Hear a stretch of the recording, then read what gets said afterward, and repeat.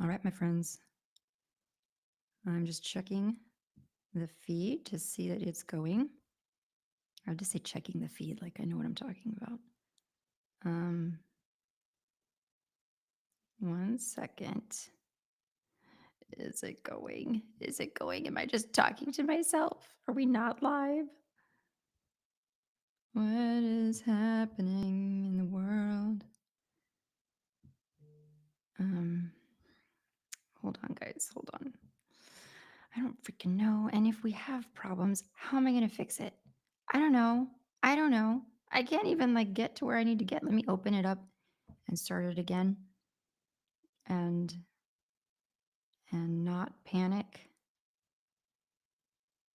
Not until there's a reason to panic. Haha, we're going. Okay. Hey, hey, welcome everybody to Creepy Cocktail Hour number 7. This is a little branch off of Don't Watch at Night. This is part of what we offer people who are part of our Patreon.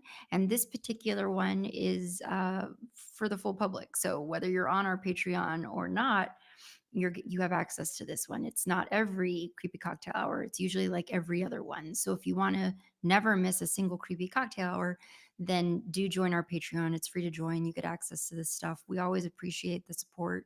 We have one tier, it's $3 tier, and being in that tier unlocks everything for you. You never have to worry about, do I get access to this? Do I don't? The other thing we also do on our Patreon is we do make, those posts that maybe you don't necessarily have access to if you're not part of the $3 tier. We do make those posts purchasable. So you can purchase that one time content if you want access for just that one thing. So maybe you don't need everything, but maybe we do a creepy cocktail hour or a film commentary episode that you want access to. You can chip in and support our show by purchasing that and not have to do a monthly tier subscription. But either way, regardless, we're happy to have you no matter what. So my name is Valerie, by the way. I'm one half of the co-hosting team for Don't Watch at Night. My sister Veronica is the other half. So, yeah, creepy cocktail hour. We do creepy cocktails and creepy discussions. Now, this one probably won't go the full hour. I got to be in and out of here pretty quick before the spouse gets home with the kids and the craziness. So, and I don't necessarily want them to come in on the live stream and up in my life. So let's just get into it because I have the smell of brine coming at me and it's intense. So if you are part of our Patreon, then you received the resources for this chat today ahead of time. You normally for every creepy cocktail hour, I send you the resources that I use in my little chat notes, and so you got that ahead of time. You can look at that right along with me as I talk about it tonight. If you're watching over on YouTube or somewhere not on Patreon, you don't have those resources in front of you right now, but I will post those to the description or comments after the fact. So just sit tight, sit with me, and then you'll get those resources after this live stream's over. Okay. So um, what we're doing this go around is we're sort of giving a little bit of a nod to the trendy martinis of the season. Every summer, the foodies on the internet usually come up with some new spin on the martini, something to sort of liven it up, update it, keep it fresh. So, you've got your classic dirty martini. And I've been seeing a number of posts that have been incorporating different kinds of brines other than the olive brine. And then I've also been seeing the tomato martini. And so we're going to talk about some of those things because I have sampled the tomato martini. I've done a version of the tomato martini, and I've done some of these other think outside the brine box martinis as well. So one of the resources you got was a link to the Instagram account of Ms. Hannah Chamberlain, aka Spirited Law or Spirited LA. Probably Spirited LA, right? Because Spirited Away. Anyway, over on Instagram. So she has been around since at least like 2020. And I think she just put out a cocktail book, a bartending book, building cocktail recipes. She has gorgeous style, wonderful panache and elegance that she brings to home bartending and kind of educating you on history of different cocktails, especially as it pertains to like American history, Cold War history, things like that. I think that is kind of her lane a little bit. Um, so yeah, go check her out if you haven't. You got the link to go check her out. Follow her like I do. I love her, and I've been watching all of her videos. One of her recent posts, she shows you how to set up a martini bar, and so she takes you through all these cool steps to sort of batch your martinis ahead of time and have that all ready to go. I really want to try it. I would have, for the purposes of today, I would have batched some martinis for this because I never have, and I've always wanted to see how well that would work. But as I will get to, it's been insanity lately in my world, and in Texas, if you want to know the truth, where I'm based. So anyway, I didn't get a chance to batch martinis. Another time though. I've never really set up a martini bar anytime I've hosted friends or anything like that. I don't really know if I have enough friends that would go at a martini bar with me, you know? I have some good friends who are martini drinkers just like I am, and they know who they are and I love them. But I don't think I have enough of them. So I need to get some better friends. But yeah, so go and look at that martini bar video that she has over on her Instagram. Another link that I shared with you guys was from Cooks Illustrated from their Instagram account, where they recently ran a brine test, putting the martini up against the different kinds of brines out there. So they did, um, I think they did like like feta that's been in like feta juice in a jar. I didn't want to try that one. It kind of reminded me a little bit of the pasta water martini, which I wasn't terribly into. Well, I don't think it was last summer, maybe a couple summers ago. I tried it. I didn't really enjoy it. But they did like pickles. They did onions, obviously. I love a Gibson martini, so a pickled onion. I love that. I have done on this show, we have done a pickle martini. I really enjoyed it. I've also done a jalapeno martini. In the brine test video that Cooks Illustrated did, they do a preserved lemon, like jarred preserved lemon. And I really wanted to try that because I really think that I would enjoy that. I love a good Vesper. I love that citrusy element. I love a lemon garnish as opposed to like any other garnish, with the exception of a cocktail onion. So I thought, oh, I would love to get that. I did not have time to get that today. So we are going to be working with a jalapeno martini because that's what I have. So I normally for this, I would have used vodka because I really do think especially if you're trying out different brines, I do think it's really important that you go for something that is just a blank canvas, which vodka is perfect, right? Gin kind of sometimes imparts a flavor that is different, obviously, than vodka, and might alter the concept of the drink. But I didn't get a chance to get vodka, so I'm working with my good old staple Hendrix today, gin. Um, Interestingly, I did just step outside my gin box recently, and I Tanqueray, which I've had before, but I tried it again after like years and years and years of not, and I enjoyed it. I think the last time I had it was somewhere in college when I was definitely not in my gin era. Which sounds terrible as it was coming out of my mouth. But but yeah, I like Tanqueray just fine. So that's another great one. I tried Aviation Gin before. Not like a huge fan, but for like a mixed drink where the gin isn't having to stand on its own. That's the thing to know about Aviation Gin, in my opinion. I think it's a great gin for mixing with like mixers. As a gin for like a gin martini, where the gin is the star, I don't think it hits home. So anyway, before we launch into tomato martinis, which I want to talk about, let me start the process of the jalapeno martini. So got the gin. The jarred jalapenos that I'm working with are what I had in my fridge. I have this brand, and you'll notice it is hot, which is probably not preferable. You probably want to start with like mild, maybe even sweet, but I didn't have that. I have hot. So that's what we're going with. This could be a disaster, but we're going to do it.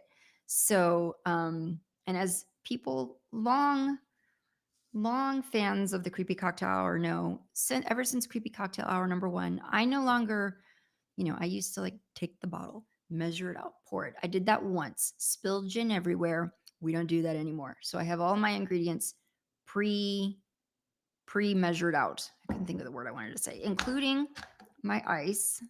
And I really hope I didn't break my Yeti cup earlier when I was packing it in. Loud noise, sorry. This is not ASMR. Hold on, I may have to get louder. Okay. Okay, we got it. Okay, so we have the 2 ounces of gin. You could do 1.5 ounces. I think the Cook's Illustrated brine test, they might do an 1.5 ounces, but I went ahead and did 2 because whatever.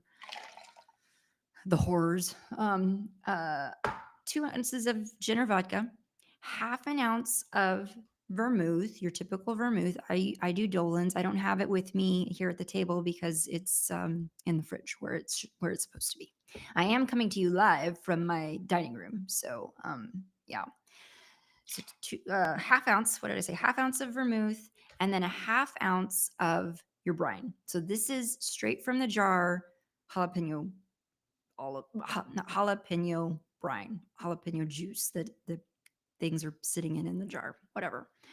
That goes in. Very, very yellow in color. The vermouth was pretty clear. This is pretty bright. Okay. Nothing else. That's it. So I'm going to shake it up and then we're going to strain it into the martini glass, which I have sitting over there chilled.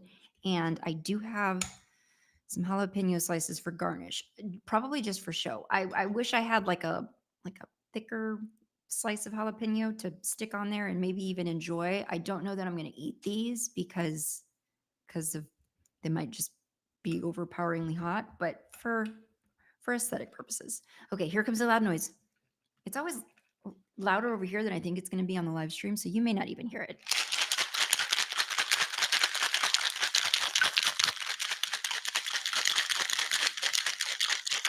And then one of the things I want to talk to you guys as I serve this up is I want to talk to you about the other, like the star of the season, the tomato martini. You guys did get a link to a recipe on Instagram that I tried. I tried that exact recipe, and I have notes. So you want to do this. I mean, so it's preference. Some people like a shaken, really well shaken martini. Some people don't. I like to get the outside nice and frosted. So I have my glass, which is not as chilled as I'd like it to be because I got set up kind of late today. So I did not have a chance to really let things go as long as I would have preferred. I got to get to it. Okay. We don't want to miss any. Okay. And then I've got my, right there. We're going to, come on. So elegant. The other thing that Hannah, Spirited LA, has is the most gorgeous cocktail sticks, garnish sticks, skewers, whatever. I just have these, little bamboo ones. They're not very fancy, but I am going to be keeping an eye out for fancy ones now because I'm totally into that. They look gorgeous. So this is it. This is my jalapeno martini. My alternate beverage to the dirty martini with the traditional olives, because as I also have said on this creepy cocktail before, I am kind of, while I can do a dirty martini and I enjoy it, I've just never gotten on board with green olives. So this is a nice alternative for people like me. Here we go. Cheers. Happy cocktail hour.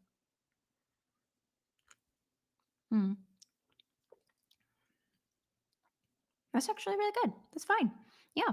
It's not as spicy as I was worried it was going to be. There is a little bit of heat, like a little bit more than say the pickle martini, but it has that same tartness that the pickle has that I wasn't expecting for a jalapeno, especially one that was labeled hot. I thought it might be worse. I'm going to do it. I'm going to eat the jalapeno.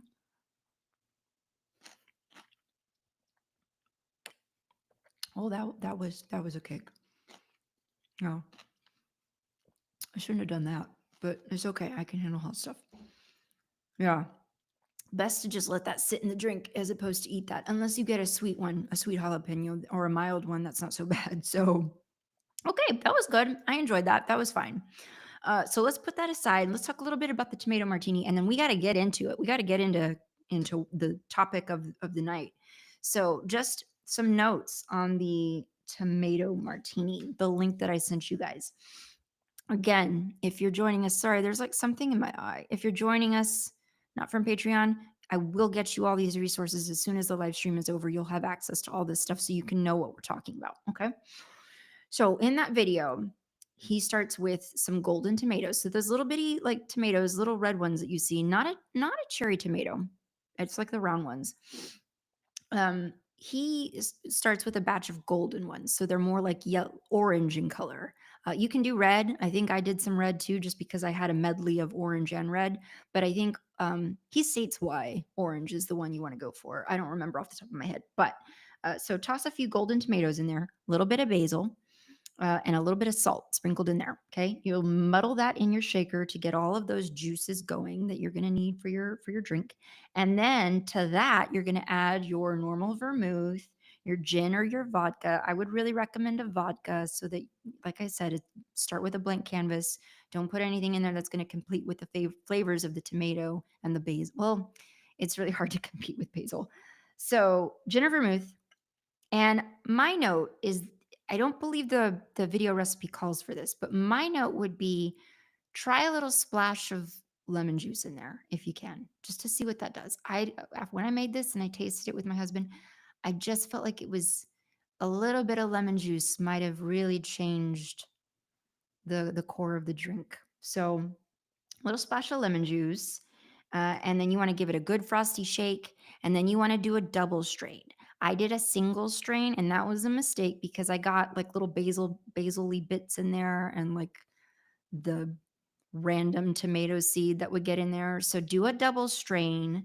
The video may have even have called for that, and I just wasn't paying attention to make sure you get all of that stuff out, and then you'll garnish with one of your little tomatoes. So having tried it, um, I don't know, the jury was kind of out for me. I would love to go back and try it again and try to incorporate that lemon and see if I'm right.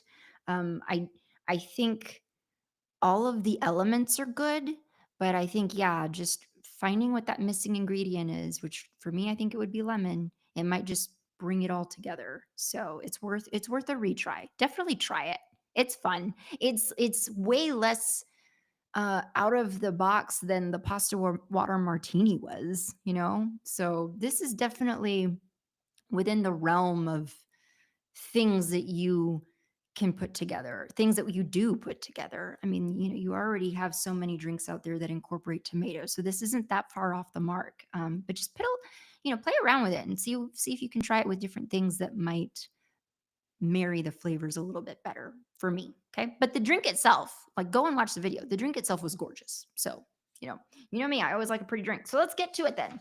Let's get to it. Today, we're talking about death photography, uh, Memento Mori. So I have 3 resources that I pulled all of these notes from, 4 pages worth of notes, by the way. So definitely not as bad as the episode where I came to you with summer camp horror and like 9 pages worth of information. So 3 resources. I've listed them all. One of them was an article that came out in 2016 on BBC called "Taken from Life: The Unsettling Art of Death Photography." And then another one is from All That's Interesting, and it came out in 2020. And then a third one, which is I think from a really interesting blog site. So I've linked those for you guys. So let me get into it. Photographs of loved ones taken after they died may seem morbid to our modern sensibilities. To me, not so much, but for other people. But in Victorian England, they became a way of commemorating the dead and blunting the sharpness of grief. And I have this beautiful crow. I have this beautiful crow. I wish. I have this beautiful quote from Elizabeth Barrett Browning, who was a Victorian era English poet. I believe she might have been writing this to like a sister or a friend or somebody. So she wrote this on the matter of death photography. I long to have such a memorial of every being dear to me in the world. It is not merely the likeness that is precious in such cases, but the association and the sense of nearness involved in the thing. The fact of the very shadow of the person lying there forever. I would rather have such a memorial of one I dearly loved than the noblest artist's work ever produced. Victorian life, end of quote, by the way. Victorian life was suffused with death, as we know. Epidemics, diphtheria, typhus, cholera, scarred so many regions. And from 1861, the bereaved queen made mourning fashionable. There's, I mean, that's the whole Victorian era aesthetic, isn't it? So, trinkets of Memento Mori, which literally means remember you must die, quote, remember you must die, took several forms and existed, frankly, long before Victorian times. So, locks of hair cut from the dead were arranged and worn in lockets and rings. Death masks were created in wax, and the images and symbols of death appeared in paintings and sculptures. Now, the concept of creating a postmortem portrait long predated photography, as I just said, but in the past, only the very wealthiest of families could afford to hire artists to create, art depicting a loved one, something like an illustration. But by the mid 1800s, photography was becoming increasingly popular. It was affordable, so it was more accessible. What if I just did this? What if, like, after every page, I just chucked it behind me for dramatic effect? So, uh, like I said, increasingly affordable, accessible. So that led to Memento Mori photography portraiture. And it allowed people who were less wealthy, like, to get a postmortem image of their loved ones and people they held dear. So at that point, death photography really takes off. Victorian nurses were plagued by measles, diphtheria, scarlet fever, rubella. These kinds of things would sometimes take hold of nurseries where young children were, and the results could be absolutely catastrophic. So, all of those things can obviously be fatal. This was also worth noting that because these technologies are newly coming onto the scene, for a lot of families, this was the first time that they had ever thought to have a photograph taken, and so you're having these instances where they have no other photos of their children except for this portrait of them in death, in the state of death. So it was their last chance to have any kind of permanent likeness of their beloved child, or just a beloved family member. In the 1800s, over here on this side of the pond, Victorians, yeah, Victorians were also well acquainted with death because of things like the Civil War, the bloodiest war in America's history. It touched nearly every family in the country, North and South. The war's aftermath also left mass carnage in the form of epidemics of soldiers taking their own lives, death from things like opiate addiction, alcoholism. So, all of these things, coupled with uh, sanitation being where it was, our knowledge and practices for treating illness, being around illness, being what it was. So, death photographers, like I said, the business really took off for them. They learned how to pose children to give the appearance of a peaceful slumber, which brought a great amount of comfort to grieving parents. And as strange as it might sound, these portraits did provide a lot of comfort. Mary Russell Mitford, who was an English author, noted that her father's 1842 postmortem photograph has a heavenly calm in it. And if you look at some of the pictures online of death photography, while some of them, yes, are creepy, some of them also, yeah, you do get that sense of peace and serenity. They look like they're sleeping. As a matter of fact, I was going to pull them and then I forgot, but I have three Victorian era photographs that I found at a antique store up in, like, Fort Worth once. And as far as I know, looking at those photographs, they do not look like they're death photographs. These people look very much alive in them. Certainly the ones that are of the men. I do have one of, like, a baby, and I will go back and look at it later tonight. and maybe even share an image over on the Patreon with you guys of it, of not it, of the baby. And you tell me if you, it never even occurred to me that that I had bought a photo of a Victorian dead child, but maybe I did, but I don't think so. And we'll get into fakes online and what the experts say about how to spot that. So let's see. Um, there was also the reality that deceased subjects were often easier to capture than the living, primarily because the technology of the time had very slow shutter speeds and the dead don't move. Um, I wrote, the dead do stay dead in death photography, or the dead don't die in death photography, which is a nod to, is that movie they called The Dead Don't Die? Anybody? Anybody? The one with Bill Murray and Adam Driver? We were just talking about that on the show like a couple episodes ago. The dead don't die? Anyway, doesn't matter. Moving on. Early cameras, like I said, slow shutter speeds. A person would have to remain very still for a very long time to get a sharp, crisp image. Even a lot of photography studios of the time would have devices to pose not dead people, but living people to help them to stay straight for the duration of the photograph image being made. So when people visited studios, that those posing stands would be used on them, not necessarily on like a dead body. So Victorian death photos are often easy to identify because of their lack of blurring.